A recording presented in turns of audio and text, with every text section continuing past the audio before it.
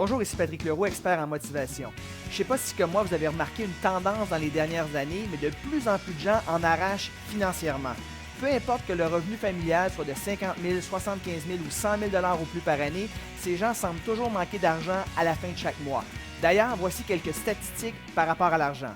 36% des gens trouvent qu'ils ne gagnent pas suffisamment d'argent. 60% des couples se disputent sur des sujets à propos de l'argent au moins une fois par mois. Selon un sondage mené par l'Association canadienne de la paye, 59% des travailleurs affirment qu'ils connaîtraient des difficultés financières si leur chèque de paye leur était remis une semaine en retard. Et finalement, si vous prenez 100 personnes au début de leur carrière professionnelle et que vous les suivez pendant 40 ans jusqu'à ce qu'ils atteignent l'âge de la retraite, vous trouverez que selon l'administration de la Sécurité sociale, seulement une personne sera riche, 4 seront indépendantes financièrement, 5 vont continuer à travailler, non pas parce qu'ils le veulent, mais parce qu'ils le doivent, 36 seront mortes et 54 seront complètement fauchées et dépendantes d'un maigre chèque de la sécurité sociale, de la charité de leurs parents, enfants ou amis, afin de jouir d'une qualité de vie minimale. C'est 5% de réussite, 95% d'échecs.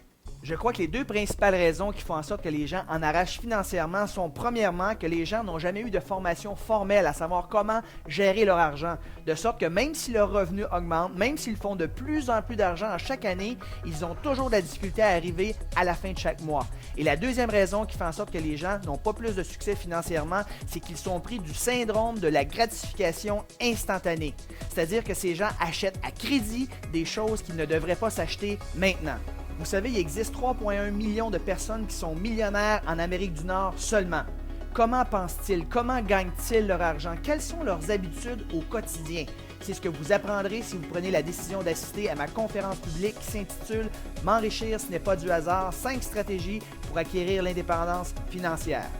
Après 23 ans d'études sur les gens qui ont du succès financièrement et après avoir mis moi-même en application ces principes dans ma vie personnelle, je vous assure qu'ils fonctionnent et qu'ils vous mèneront vous également vers l'indépendance financière.